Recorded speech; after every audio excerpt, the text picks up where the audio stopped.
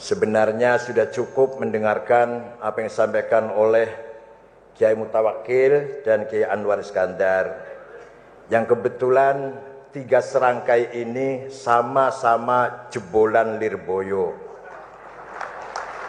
Kiai Anwar Iskandar kakak kelas saya, kalau Gus Mutawakkil adik jauh, adik kelas barangkali tiga di bawah saya.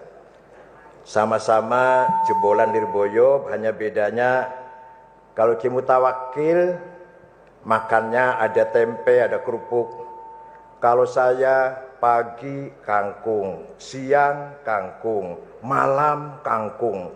Sampai muka saya waktu itu persis seperti kangkung. Menurut teori pendidikan Pak Nuh, gak mungkin cerdas mangan kangkung terus. Minumnya air sumur ngeres, karena sumurnya cuma 3 Lirboyo itu, waktu itu 2000 santrinya. Sumurnya nggak pernah berhenti, ngeres kotor, nggak pernah bersih. Itu yang saya minum. Satu kamar 16 anak. Walhasil teori apapun Pak Nuh ngerti lah, pendidikan nggak mungkin berhasil seperti ini. Pak Imam Prayogo, nggak mungkin berhasil pendidikan seperti ini. Tokoh-tokoh pendidikan bisa bingung itu melihat Lirboyo ini. Belum lagi yang menarik, ada WC tapi nggak ada air. Jadi kalau habis buang itu menuju ke tempat air pasti nekem. Iya kalau langsung dapat alhamdulillah. Ngantri jejer dulu nekem. Itu kalau dipoto menarik banget itu. Dan yang nekem itu bukan hanya santri, ustadz-ustadz, guru-guru nekem juga. Entah kalau sekarang sudah ada airnya ya. Nah, kalau sudah 3 hari itu WC disiram. Begitu disiram, yang namanya tikus besar-besar, yang namanya ulat besar-besar, ulernya itu loh, itu semua datang di tembok-tembok itu. Alhamdulillah, tapi ya bisa jadi ketua PBNU ya kayak gitu tuh, ya Allah. Hadirin saya hormati, Allah melalui Al-Quran perintah kepada Nabi Muhammad, perintah membentuk organisasi namanya ummatan. Organisasi namanya umat. Umat seperti apa yang dikehendaki oleh Al-Quran? Ummatan wasaton. Nyuwun sewu para kiai, di Quran tidak ada kata-kata ummatan Islamiyah. Betul nonton Pak Imam? Dan betul nonton kata-kata ummatan Arabiyah. Yang ada ummatan wasaton. Umat yang moderat, yang modern.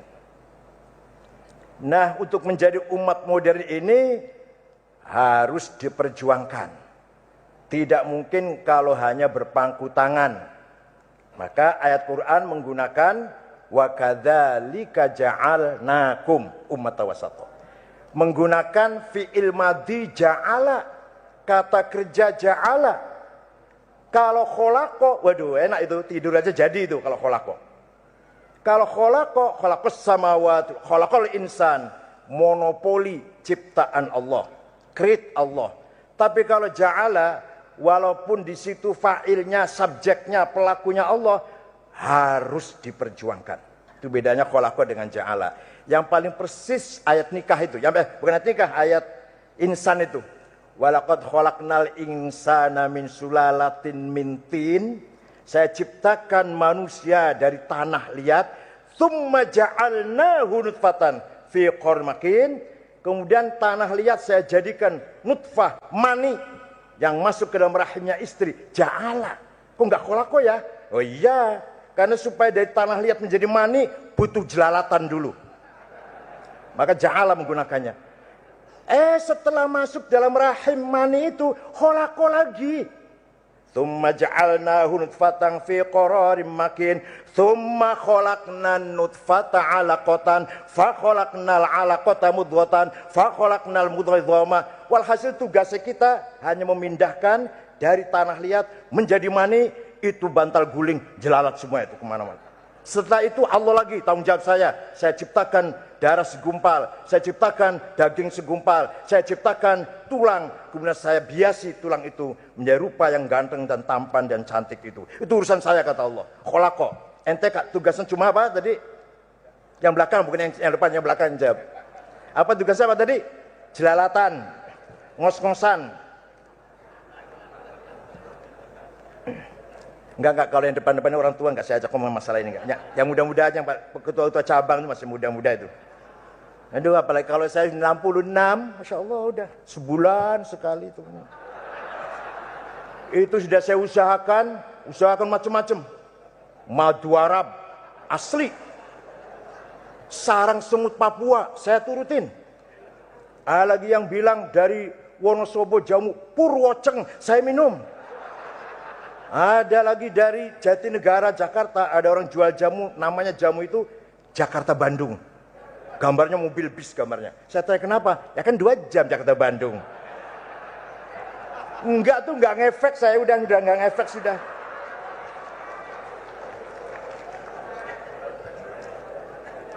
Nah, agar menjadi wasaton harus diperjuangkan.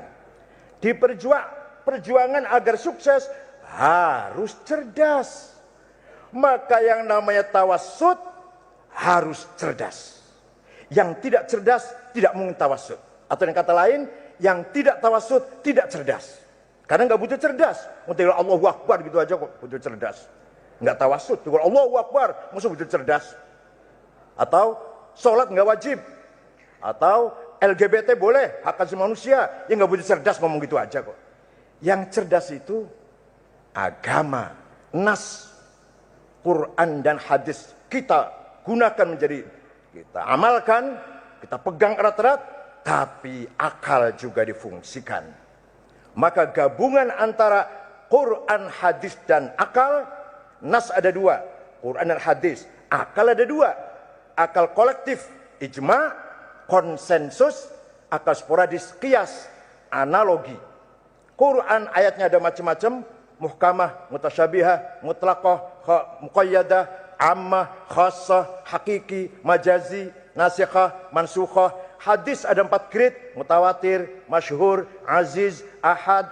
Ijma ada 2, qauli dan sukuti. Qiyas ada 9, aulawi, burhani, mantiki, jadali, istiqra'i, tamthili, khitabi, syi'ari, iqna'i. Kalau mau paham 2 tahun belajarnya ini, kira gampang apa? Ngaji sendiri kalau mau paham. Itu saya ngaji dari Hadratus Syekh Haji Mahrus Ali, Ghoyatul Wusul. Hanya sayang gak hatam. Itu kalau pada subuh, pada asar. Kalau pada subuh, Mughnil Labib, nahwu yang paling berat. Pada isya Fathul Wahab, pada zuhur Idhul Mubham, Uqudul Juman. Tapi nggak ada yang hatam semuanya itu. Alhamdulillah, karena yang penting ngaji. Hatam nggak wajib.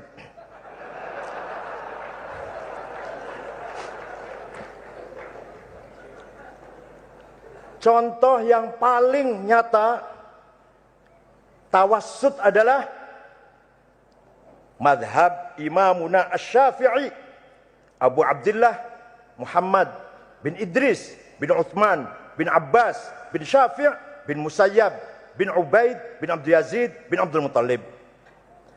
Lahir di kota Gaza, Palestina tahun 150, wafat di Fustat, Kairo, Mesir tahun 204 Hijriah. Jadi usianya cuma 54 tahun. Beliau berhasil membangun cara berpikir yang tawassut dalam memahami syariat, yaitu dengan menggabungkan Quran, hadis dan akal. Akal ada 2, ijma dan qiyas. Beliau menerangkan hal itu, membalas suratnya Gubernur Mawaro An-Nahr Transokania, Transania ya, Asia Tengah dulu, Afghanistan dan sekitarnya. Namanya Abdurrahman Al-Mahdi, kirim surat pada Imam Syafi'i bagaimana caranya paham agama Islam yang benar. Imam Syafi'i memanggil muridnya, yaitu Rabi' bin Sulaiman Al-Muradi. Imam Syafi'i mengajak naktub ar-risalah, ayo kirim surat menjawab gubernur. maka Imam Syafi'i imla, dikte, Robi' nulis, akhirnya suratnya Imam Syafi'i berjumlah 300 halaman Pak Imam. Dan itulah yang cikal bakal terkenal Ar-Risalah lil Imam Syafi'i, cikal bakal ilmu yang namanya ilmu usulul fiqh, prinsip-prinsip jurisprudensi. Nah, cukup 4 kata Imam Syafi'i, beda dengan imam yang lain. Kalau Imam Hanafi ada istihsan, ada al-adah. Kalau Imam Maliki ada aur al-Madinah, sumber hukum itu. Kalau Imam Hambali ada istishab. Kalau Imam Syafi'i cukup 4, karena menurut Imam Syafi'i semua itu istihsan, istishab, masalah mursalah, al-Madinah termasuk dalam qiyas. Karena itu bersifat akliyah. Ini kuliah usul fikih apa? Nah, beliau berjasa besar membangun cara berpikir tawassul. Yang kedua, sebentar. Imam Syafi'i muridnya Imam Malik, ini satu jalur. Imam Malik muridnya Imam Rabi'ah. Imam Rabi'ah muridnya Imam Kharijah. Imam Kharijah bin putra sahabat Zaid bin Thabit katibul wahyi. Sahabat Zaid muridnya Rasulullah. Jadi ikut Imam Syafi'i berarti ikut Rasulullah SAW. Nah, yang kedua, orang berjasa besar mengambil tawassut dalam berfikir akidah, Imam Abul Hasan Ali Al-Asy'ari, wafat tahun 324 Hijriah. Beliau menggabungkan antara Quran, hadis dan akal. Ringkas cerita, kalau nggak ringkas cerita ini 2 semester sendiri ini. Ringkas cerita dengan kecerdasannya menghasilkan sifat 20 wujud kidam bako itu produknya Imam Asy'ari. Bahkan hebatnya beliau itu menetapkan sifat Allah nomor 1, sifat wujud. Di Qur'annya tidak ada kata-kata wujud itu. Allah sifatnya wujud, di Qur'annya enggak ono itu. Yang ada Sami'un, Basirun, Latifun, Khabirun, Azizun, Ghafur, Rahim, Rahman, Rahim, Hayyun, Qayyum. Wujud enggak ada. Tapi Imam Asy'ari dengan kecerdasannya menetapkan sifat Allah nomor 1 yang di Quran tidak ada, yaitu sifat wujud.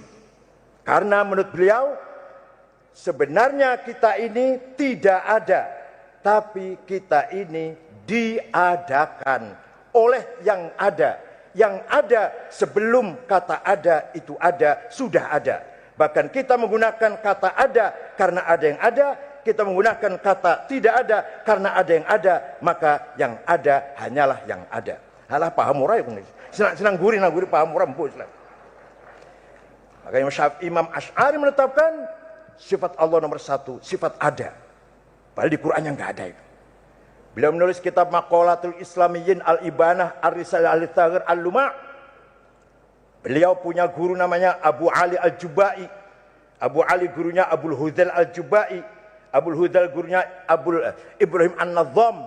An-Nadham gurunya Amr bin Ubaid pencetus ilmu balaghah. Ma'ani Bayan Badi'. Amr bin Ubaid gurunya Wasil bin Atha pencetus ilmu kalam. Wasil bin Atha muridnya Imam Muhammad bin Sayyidina Ali dari istri kedua Khawlah binti Ja'far Al-Hanafiyah. Jadi Sayyidina Ali itu ketika Siti Fatimah masih hidup nggak berani kawin lagi, takut.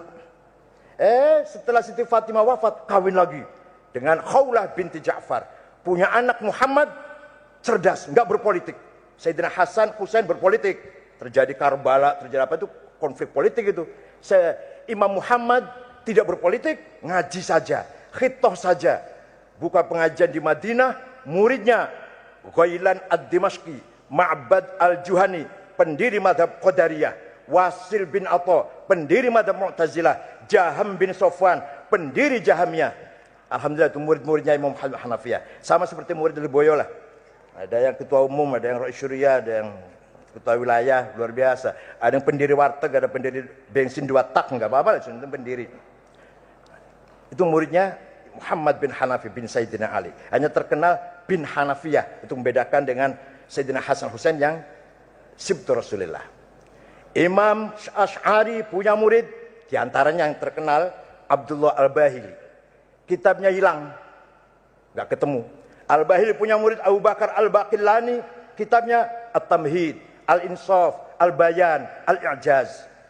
Baqillani punya murid Abdul Malik Imamul Haramain Al-Juwaini, kitabnya Latiful Isyarat, Al-Kafiyah fil Jadal, Al-Arba'in fi Usuluddin, Ghiyathul Umam, dan lain-lainnya. Imamul Haramain punya murid Abu Hamid Muhammad Al-Ghazali, lahir tahun 450, wafat tahun 505. Kitabnya dalam fikih Al-Wajiz, Al-Wasit, Al-Basit. Usul fikih Al-Mankhul, Al-Mustasfa, Al-Ijma', Al-Qiyas. Perbandingan agama Raddul Jamil, alaman harf al-Injil. Dalam akhlak Bidayatul Hidayah, Minhajul Abidin, dan lain-lain. Ilmu kalam Al-Iqtisad fil Intiqad, Lijamul Awam. Filsafat Maqasidul Falasifah, Tahaffutul Falasifah. Ilmu jiwa Ma'arijul Qudus fi Ma'rifatin Nafas, Mishkatul Anwar. Tasawuf yang terkenal Al-Munqidh minad Dhalal, Al-Qasidah Ta'iyah, Al-Madnun li ghairi ahli. Puncaknya yang spektakuler Ihya Ulumuddin. Ini ketua PBNU harus bisa terangkan kayak gini nih. Jangan coba-coba masuk di muktamar kalau enggak. Tapi saya ngikut Kiai Mutawakil, cukup 2 periode lah, sudah capek udah. Saya sudah kelihatan tua banget, padahal saya masih agak muda padahal. Saya jadi ketua PBNU cukup 2 kali. Silakan siapkan pengganti saya tahun 20. Yang lebih cerdas, lebih pintar daripada Gus Dur. Cari. Karena nanti tantangannya lebih besar, lebih berat daripada yang dihadapi Gus Dur. Maka cari ketua PBNU yang lebih cerdas daripada Gus Dur. Apalagi yang anak-anak itu, anak santri itu, yang akan jadi pengurus NU 20 tahun akan datang, tahun 40 lah. Itu harus lebih cerdas dari Gus Dur, lebih cerdas daripada saya. 20 tahun akan datang, anak santri Boyo ini. Al-Baqillani punya, Imam Ghazali punya Abdul Karim Syahristani, kitabnya Al-Milal wan Nihal, Mustara'atul Falasifah, Nihatul Iqdam fi Ilmil Kalam.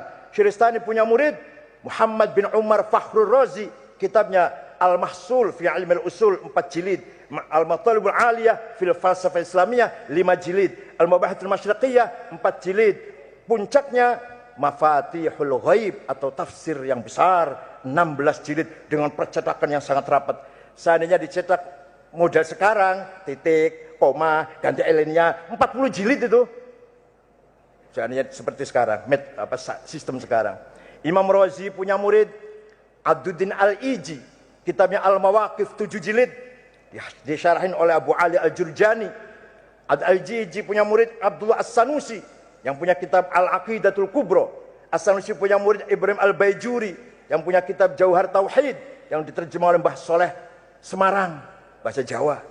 Al-Baijuri punya murid Ibrahim Ad-Dasuqi, kitabnya Ummul Barahin. Ad-Dasuqi punya murid Ahmad Zaini Dahlan, Ad-Dursaniyah Al-Mutammimah, itu kitabnya. Zaini Dahlan punya murid Ahmad Khotib Sambas, Kalimantan Barat, kitabnya Fathul Arifin. Khotib Sambas punya murid Muhammad Nawawi Banten, Arsyad Banjarmasin, Abdus Somad Palembang. Arsyad Banjarmasin kitabnya Sabilal Muhtadin. Abdus Somad Palembang karangannya Sayyirus Salikin, wafat di Patani, kuburannya di Patani, Thailand Selatan. Abdus Somad Palembang. Nawawi Banten banyak karangannya, antalan yang terkenal di Pesantren Boyo Qurratul Uyun. Pak Imam nggak tahu ya, Pak Imam nggak tahu. Qurratul Uyun itu Kama Sutranya bahasa Arab.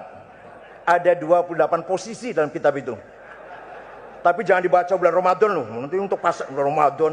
Itu kayak Hasib tambah beras bulan Ramadan baca Qurratul Uyun, Masya Allah, itu piye, puasanya piye cerita. Banyak sekali Nihayatul Zain, Syarafatul Mu'in, Tafsir Munir, itu karangan Syekh Nayu Banten. Nayu Banten punya murid Mahfud Termas, karangannya Manhaj Dawin Nadhar. Mahfud Termas punya murid Khalil Bangkalan, Khalil Bangkalan yang bikin utawi iku, itu Khalil Bangkalan. Mubtada utawi khobar iku fa'il opo.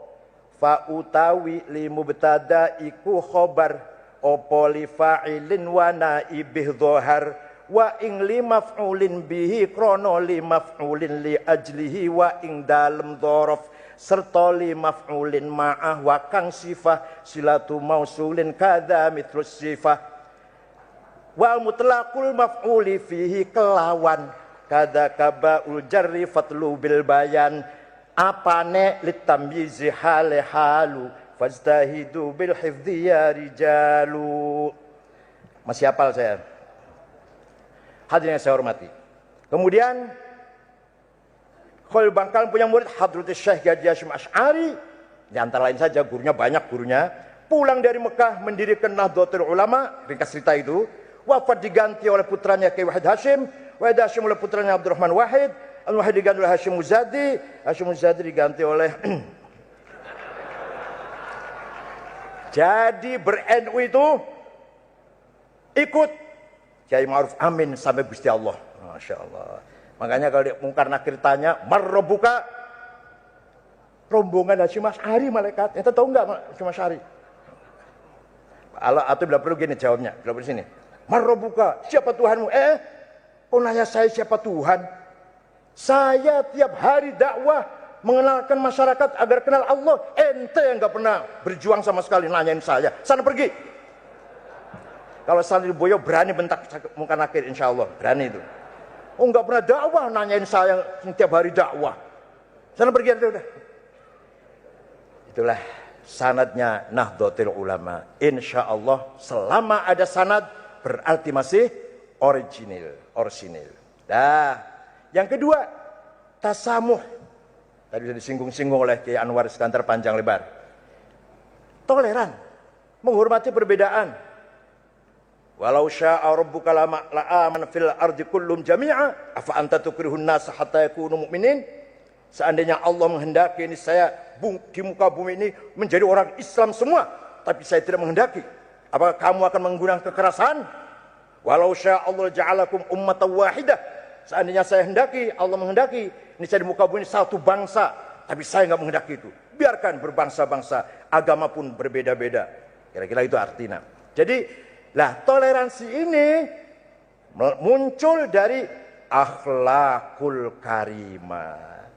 Orang toleran kalau berakhlak. Kalau nggak toleran nggak mungkin. Kalau nggak berakhlak nggak mungkin toleran. Berakhlak.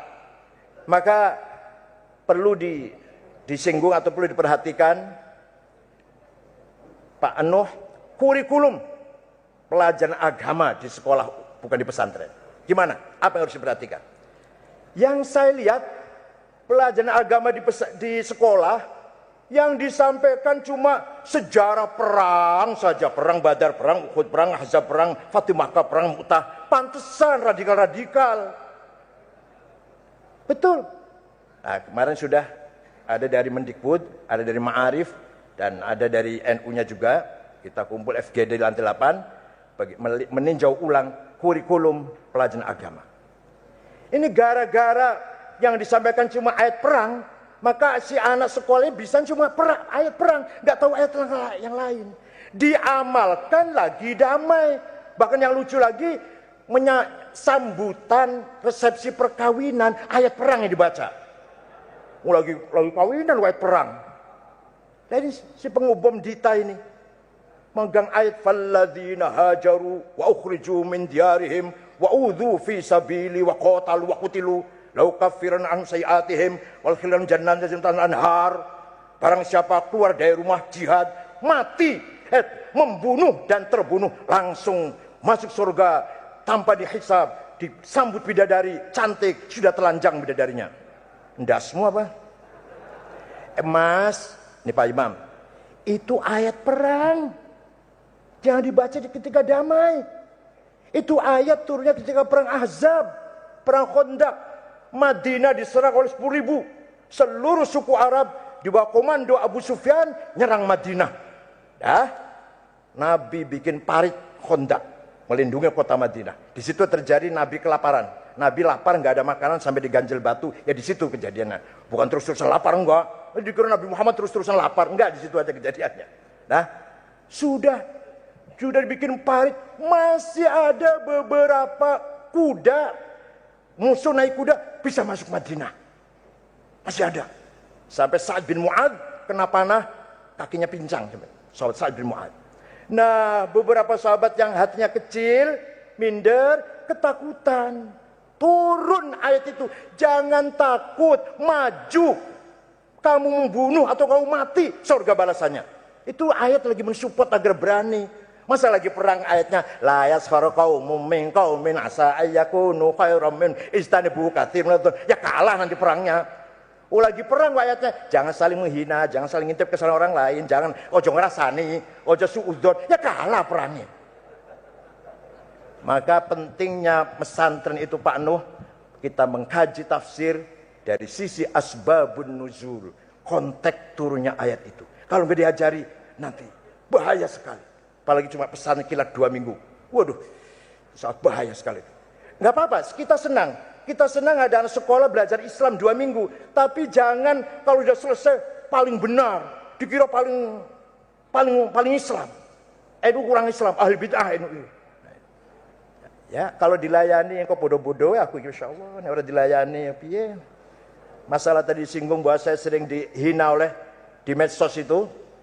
Menurut Direktur Detkom Metro Dr. Abdul Qahar, nama saya itu paling banyak disebut tahun 2017.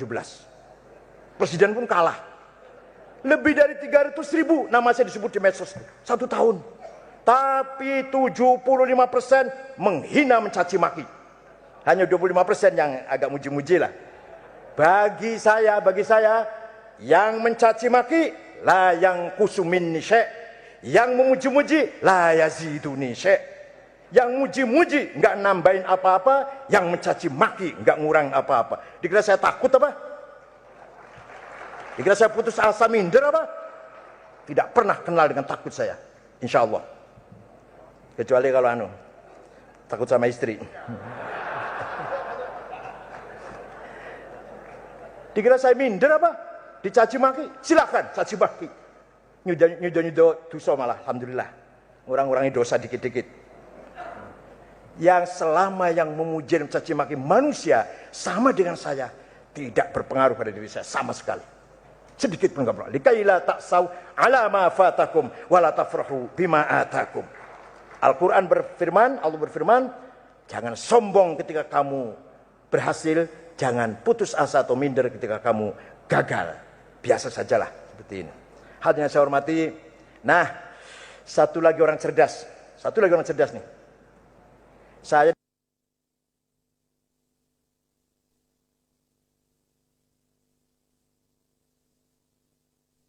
dengan Wakil Anwar Iskandar sama saja tukang pidato. Pinter pidato, Ki Anwar enak, Mutawakil enak, ya saya lumayan lah enak. Pokoknya kalau pidato pinter-pinter, yang nggak pinter cari duit. Makanya bisanya pakai proposal bisanya. Padahal ketika Rasulullah Mi'raj, ada di kitab Mi'raj, bukan saya ngarang nih.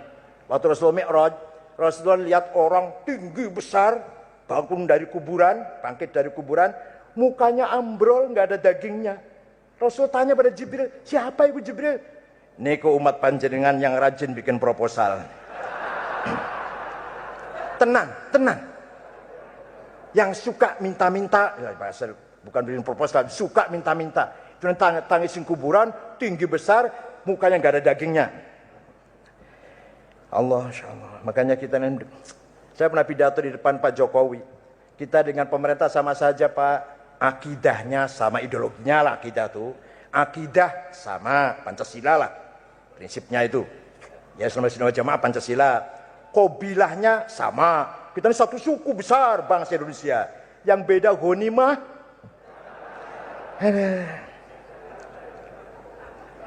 Tapi jangan harap nih teman-teman cabang dan wilayah, jangan harap orang lain akan membesarkan Nahdlatul Ulama. Jangan harap.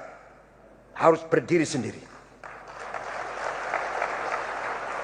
Apa sih sulitnya kalau NU diberi jatah impor crude oil?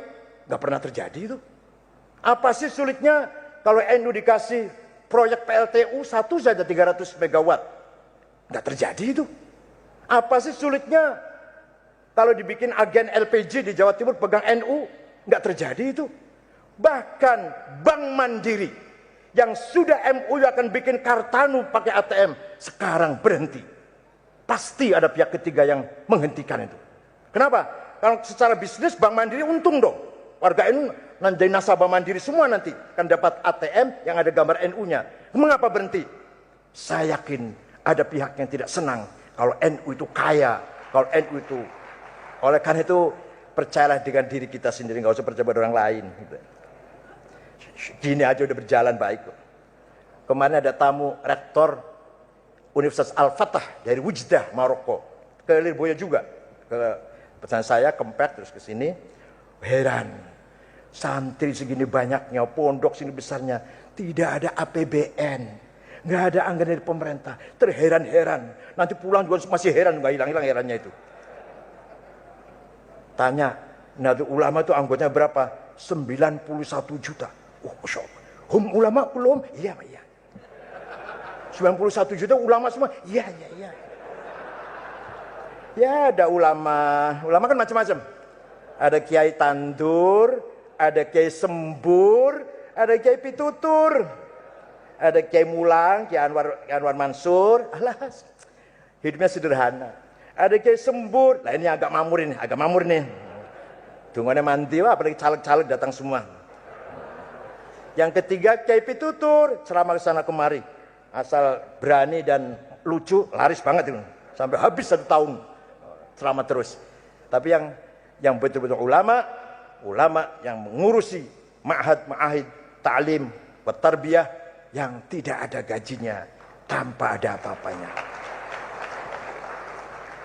Malah banyak yang orang tua titip anaknya sama kiainya, ya disuruh-suruh apa, kiai lah disuruh masak di belakang. Padahal sudah banyak, sudah ada 10. Ya wis, sampai kiainya kebebanan. Jadi santri yang gratis sampai 50-an, sampai Masya Allah. Kebangetan wali muridnya itu. Satu lagi orang cerdas, Hadratis Syekh Kiai Haji Hashim Asy'ari. Ceritanya, ini kalau nggak ringkas 2 tahun saya cerita ini. Khilafah Utsmaniyah bubar. Sistem khilafah dari Sayyidina Abu Bakar sampai tahun 1924 bubar. Terakhir khalifahnya Abdul Majid dibuang ke Jerman sekeluarga. Yang membubarkan khilafah siapa? Mustafa Kamal Ataturk. Padahal wilayahnya khilafah itu bukan hanya Turki, semua negara Islam wilayahnya khalifah. Tapi waktu itu sudah, kata orang Eropa, kata penjajah, kata kolonial, khalifah Turki the sick man of Europe, ar-rajul marid min Eropa. Udah orang sekarat, wilayah-wilayah udah dijajah semua. Maroko, Aljazair, Tunis, Suriah, Lebanon dijajah Prancis, Mesir, Sudan, Irak dijajah Inggris, Libya, Italia, Indonesia, Belanda dijajah semua. Nah, khilafah bubar, yang ada hanya Republik Turki modern, sekuler. Adzan diganti bahasa Turki. Nama yang Arab ke Arab-Araban ganti. Muhammad, Mehmet, Ali, Alija. Nggak boleh Muhammad. Departemen Agama atau Kementerian Agama bubar. Tidak boleh pakai gamis, pakai kopiah putih. Imam masjid kalau berangkat ke masjid pakai celana, pakai topi. Dan nanti di mihrab ada gamis yang gantung situ. Pakai kalau imami. Setelah selesai imami, candrol lagi. Tidak boleh ada hiasan-hiasan foto khulafa. Raja-raja khalifah Utsmani. Nggak boleh. Ada gambar-gambarnya. Sholat di masjid nggak boleh pakai sound system. Dilarang pergi haji. Sampai tahun 74 baru boleh haji. Itu Mustafa Kamal Ataturk yang melawan bunuh. Nah, khilafah bubar tahun 25, ulama-ulama kumpul di Al-Azhar, ulama Arab dan ulama India, belum ada Pakistan. Datang semua, Afghanistan juga. Musyawarah 2 hari 2 malam. Ayo kita mendirikan khalifah lagi. Kemudian musyawarah, apa kriterianya orang bisa jadi khalifah? Enggak sepakat. Di mana ibu kotanya? Enggak sepakat. Kalau sudah ada, siapa yang melantik, yang mengesahkan? Kan harus lembaga seatasnya kah? Harus lembaga seatasnya. Enggak sepakat. Akhirnya ulama 2 hari 2 malam ittafaqu ala alla yattafiqu. Sepakat untuk tidak sepakat, bubar jalan. Dah habis nih. Harapan untuk khilafah habis. Tahun 28 berdiri pertama kali partai Arab, yaitu Partai Ba'ath yang mendirikan Mitchell Aflaq, Kristen Ortodok agamanya dari Damaskus, menantunya Golda Meir, presiden Israel pertama yang membakar Masjid Al-Aqsa. Itu Mitchell Aflaq menantunya Golda Meir. Dah membentuk partai, ideologinya nasionalisme, sosialisme, sekularisme, kaumiyah, watoniyah, ishtirakiyah, ladiniyah atau ilmaniyah. Sekular itu artinya gini, negara tidak usah ada agenda untuk agama. Agama biarkan aja itu, nggak usah ada programnya pemerintah. Agama lepaskan aja. Dan sekuler, bukan ateis. Kalau ateis anti agama. Anti sih tidak, tapi negara tidak boleh ikut campur masalah agama. Itu namanya sekuler.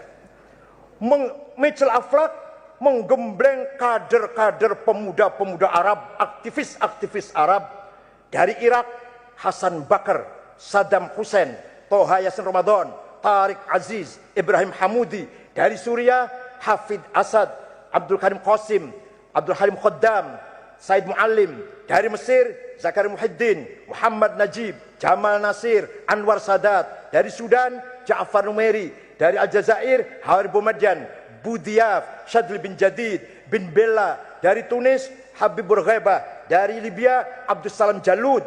Ringkas cerita ini. Sambil orang tahu buat sejarah, insyaallah. Senengnya ngaji mek. Mujibatul husli arba'atun. Iltiqaul khitanaini wa illam yunzila. Wajib yadus ono papat. Sing nomor siji nalikan orang perkakas ketemu. Senajan orang muncrat. Masya Allah. Ngajinya ikut tok. Ya enggak apa, itu penting. Tapi jangan hanya itu maksud saya. Sejarah juga dibaca. Mengapa terjadi begini? Mengapa sekarang seperti ini? Akibat perjalanan. Nah, perjalanan sejarah itulah yang harus kita jadikan i'tibar, ibroh. Itu loh. Quran saja banyak sejarah. Cerita nabi-nabi, cerita sebagai korun, cerita orang-orang yang ingkar. Itu sejarah itu. Panjang sekali cerita Quran. Kalau syariah, kalau hukum sedikit. Hukum waris, hukum perempuan yang gak boleh dikawin, 13 item haram dimakan, itu sedikit kalau hukum. Yang banyak sejarah di Al-Quran itu. Agar kita mampu memahami diri kita sendiri. Harus ngerti sejarah. Jadi baca sejarah, ya. Pun. Tapi jangan cuma perangnya saja dibaca. Ini perang terus dibaca. Nah, berdirilah Partai Ba'ath dengan kader-kader militan. Ringkas cerita merdeka. Nah, udah, itu taruh dulu. Tahun 32, orang-orang aktivis Muslim yang masih punya ghirah perjuangan Islam mengimbangi partai sekuler, mendirikan partai Islam namanya Ikhwanul Muslimun. Pendirinya namanya Syekh Hasan Banna, orang Maroko tapi tinggal di Mesir. Hasan Banna seorang sufi, Hasan Banna seorang sunni, masih tawassut.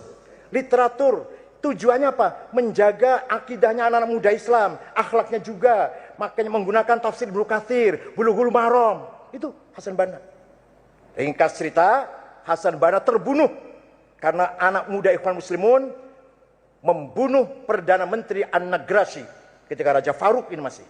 Maka Hasan Banna terbunuh. Datanglah generasi yang kedua. Ini Said Qutb, Hasan Hudaybi, Al-Ashmawi, Zaki Muhandis, Umar Tilimsani, Yusuf Qaradawi. Said Qutb pertama kali orang yang menafsirkan lapal jahiliyah beda dengan ulama-ulama, Pak Imam. Kalau orang ulama yang lain tafsir jahil itu apa? Primitif, itu aja lah gampang, primitif. Nggak punya peradaban, nggak punya pendidikan, ummiyin. Said Qutb mengartikan lapal jahiliyah apa? Mahil jahiliyah. An-nizamul hukmi ghair islami jahiliyah. Sistem pemerintahan yang bukan Islam jahiliyah. Jadi di dalamnya apa?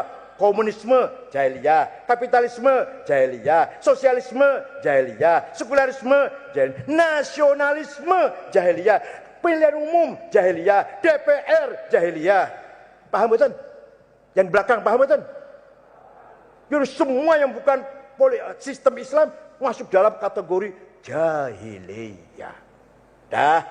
Ringkas cerita tahun 65 Jamal Nasir mengeksekusi 6 ulama besar gantung di Medan Tahrir. Said Qutb, Ashmawi, Zaki Muhammad, Hasan Hudaybi, Al-Ashmawi digantung jadi tontonan rakyat.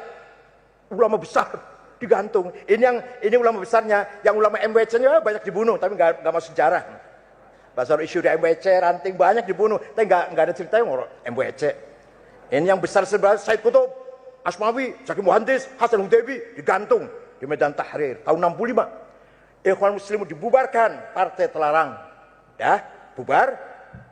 Sempalannya, bukan sempalan, tukulan ya, terubusannya ya.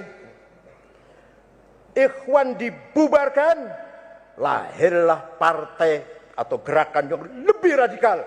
Namanya Jama'atut Takfir wal Hijrah. Syukri Ahmad Mustafa pendirinya, tahun 69. Apa akidahnya gimana? Ideologinya tahrimu ta'limil mar'ah wal amal wa amaliha li'annaha khuliqat li rabbatil bait.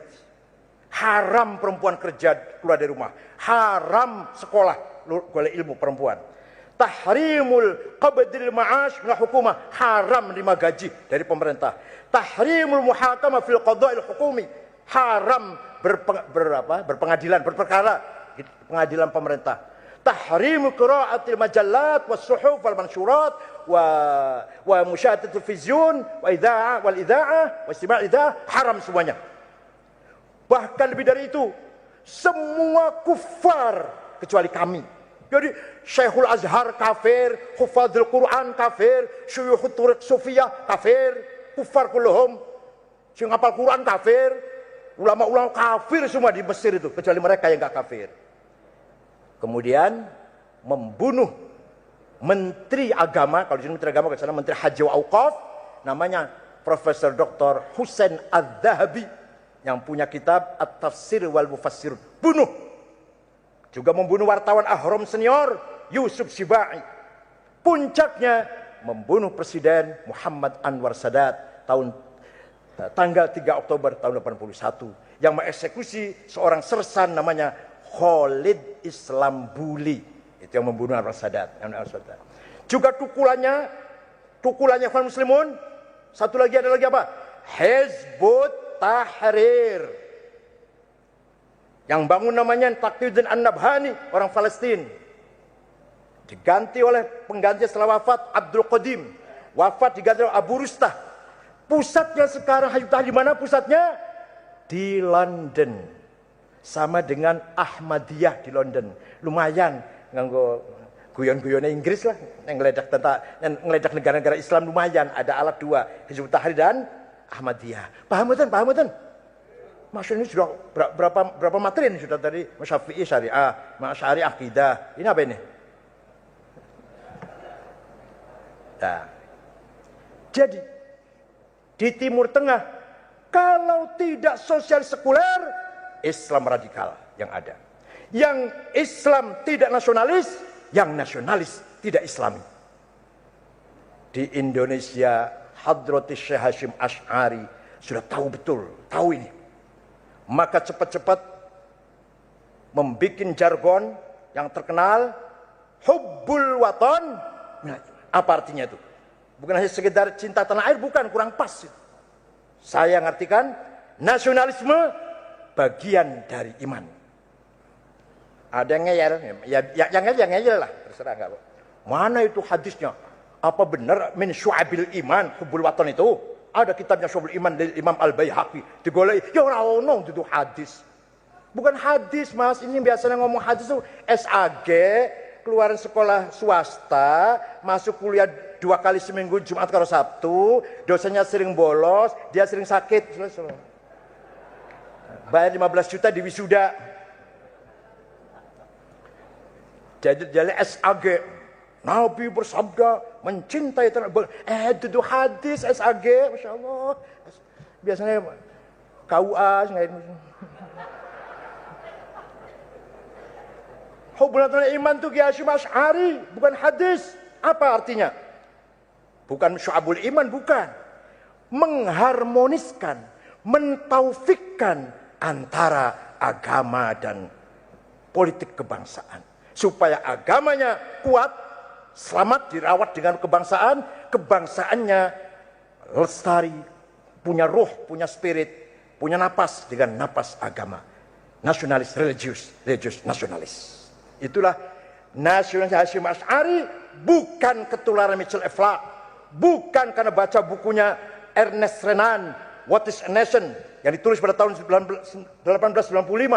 Tahun 1895, seorang ideolog nasionalis namanya Ernest Renan menulis tentang nasionalisme yang sekuler. Hasyim Asy'ari nasionalnya bukan Ernest Renan, bukan Michel Aflaq. Nasionalis Hasyim Asy'ari, nasionalisme ahli sunnah wal jamaah. Jadi kesimpulannya nih, dah terakhir kesimpulannya. Imam Syafi'i cerdas menggabungkan Quran, hadis dan akal. Imam Asy'ari cerdas melahirkan sifat 20. Aku itu seketiwu. Imam Ghazali cerdas mengharmoniskan syariat dan hakikat, sehingga tidak tabrakan antara syariat dan hakikat. Hakikat fondasi, syariat, atap, tembok keliling, akhlakul karimah. Ada fondasi, belum ada atap, bukan rumah. Ada fondasi, ada atap, tapi akhlaknya bejat, bukan rumah. Rumahnya masih bolong itu, rumah tembok kelilingnya. Jadi hakikat fondasi, tembok keliling ini, pagarnya kelilingnya itu temboknya akhlakul karimah, atapnya syariah. Itulah Imam Ghazali menulis dalam kitab Ihya Ulumuddin. Berhasil, sukses mengharmoniskan antara sufi dan fuqaha.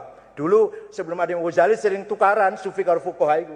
Kata fuqaha, kata kiai, sholat yang bagus, kiblatnya lurus, Fatihah fasih, Fatihah yang ain, qaf, shad yang fasih. Kemudian apa? Pakaiannya rapih, baik menyawangi, kiblatnya yang lempeng. Kata yang sufi, nggak perlu itu, yang penting hati. Walaupun sholatnya pakai kaos singlet, sarungnya 3 minggu belum dicuci, baunya nggak karu-karu, nggak apa-apa. Yang penting hatinya. Kopiah rada malang-malang sini nggak apa-apa. Fatihah, rapatnya fasih lu nggak apa-apa. Rapatnya fasih, Fatihah nggak apa-apa, asal hatinya khusyuk. Dua-duanya sering bentrok. Korbannya ada Al-Hallaj, dieksekusi ketika zaman Al-Muqtadir Billah Al-Abbasi atas putusan Daud Al-Zahiri. Hallaj harus dibunuh.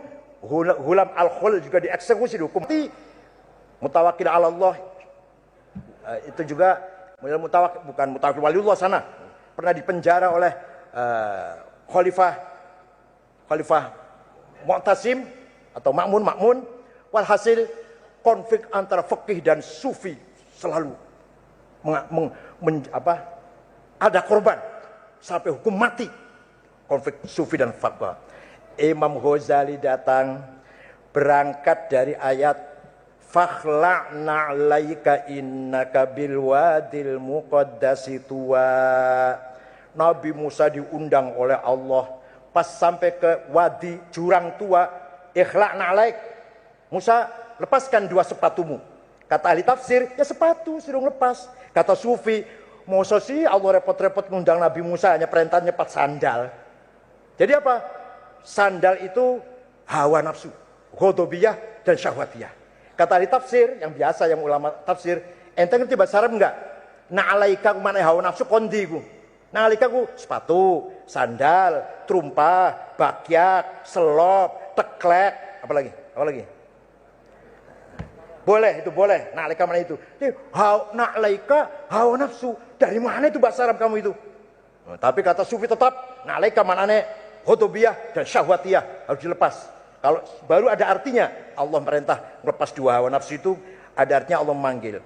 Imam Ghazali datang, dua-duanya sepatu dilepas, hawa nafsu ghadab syahwatnya dilepas. Seperti kita sholat ke masjid, dilepas enggak sepatunya? Lepas. Hawa nafsunya dilepas. Tapi nanti bar sholat, sendalnya dipakai lagi enggak? Hawa nafsunya, alhamdulillah cerdas. Maka sejak Imam Ghazali, hubungan antara syariat dan hakikat, sufiyah dan fuqaha harmonis. Kiai Hasyim Asy'ari mengharmoniskan hubungan antara agama dan nasionalisme, agama dan watoniyah, agama dan politik, politik nasionalis, bukan politik praktis. Hadirin saya hormati, mudah-mudahan PWNU Jawa Timur tetap jaya, tetap bermanfaat. Ini memasuki 8 tahun lagi, memasuki 100 tahun.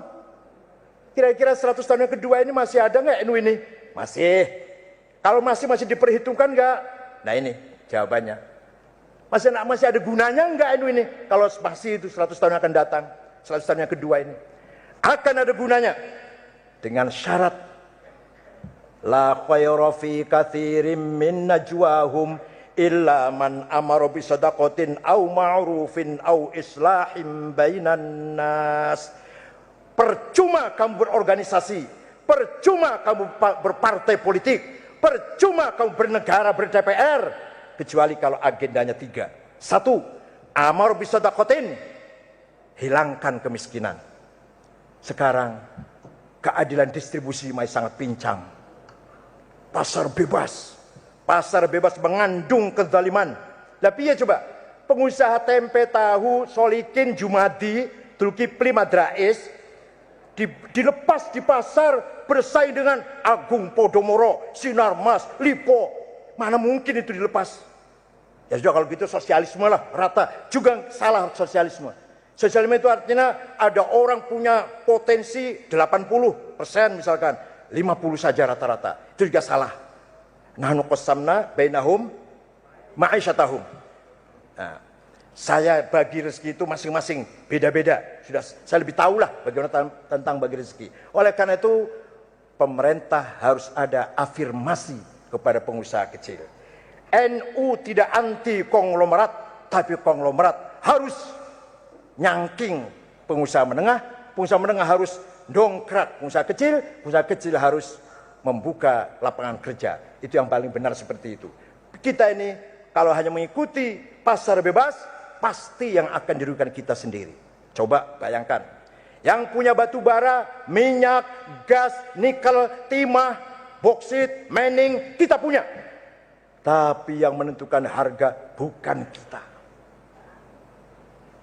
Yang cuma pasar bebas. Yang heran, yang menarik, adanya di mana pasar bebas di ASEAN nih? Di Singapura. Yang kata Gus Dur, Singapura itu kalau kita kencingin rame-rame bisa tenggelam itu. 260 juta orang kencing rame-rame di Singapura bisa tenggelam itu. Hanya negara kecil. Di situ perwakilan pasar bebas, agen-agen ada di situ yang menentukan harga timah, harganya batu bara, harganya minyak gas, harganya nikel. Singapura, ya bukan Singapura negaranya ya, di Singapura yang menentukan, bukan kita, barang-barang kita. Namanya GATT, General Agreement Tariff and Trading, yang kezaliman. Kita bisa menentukan harga sendiri, punya kita sendiri, dan harga kita sendiri yang menentukan. Apa? Tempe mendoan. Nah itu bisa itu. Atau kalau di Sidoarjo apa? Kupang, apa namanya? Apa? Kupang namanya. Jipang apa? Pokoknya ya, ikan itu loh. Yang orang enak dulu, rasanya orang enak dulu. Petis, terasi, ya itu bisa itu menentukan harga kita sendiri. Tapi kalau yang tambang-tambang, kita tidak bisa menentukan harganya. Belum lagi akses ke bank. Jumadi solikin suruh utang ke bank. Yuk angel. Tapi kalau pengkonglomerat malah ditawarin, mau utang enggak? Mau ngambil enggak? Banknya nawarin. Tapi kalau Jumadi solikin Zulkifli Madrais, suruhnya setengah mati ingin utang bank. Ini namanya masih jauh keadilan distribusi yang kita harapkan. Juga buruk gizi, bayi mati dilahirkan masih banyak. Stunting, ceret, apa ceret itu apa bahasa Jawanya? Kuntet, anak yang gak bisa besar. Di Brebes masih terjadi.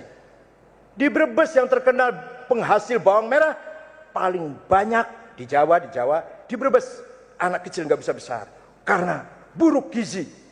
Jelek gizinya pangannya. Itu pasti orang NU itu pasti NU. Tanyain NU apa Muhammadiyah, pasti NU Jawanya pasti. Sing kuntet-kuntet, sing ceret-ceret, sing penyakitan, NU semua Pak. Itulah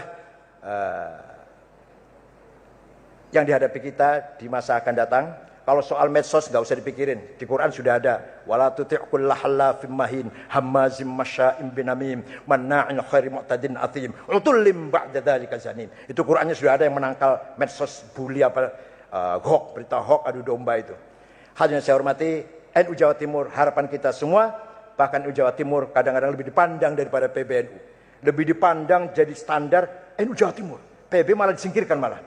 Kalau ada apa-apa presiden datang ke Jawa Timur, nggak ke PB malah. Saya ngapa? Ukuran Jawa Timur, bukan PBNU. Ya iya sih iya, tapi ya jangan gitulah. Iya sih iya ya. Mau Jawa Timur atau PB di anu. Datang ke PB kalau ada krisis saja, kalau udah tenang nggak pernah datang. Jawa Timur selalu disambangi terus, minimal oleh utusannya minimal. Kemarin baru keliling kan utusannya kan, datang di Boyo dan sebenarnya kan, alhamdulillah.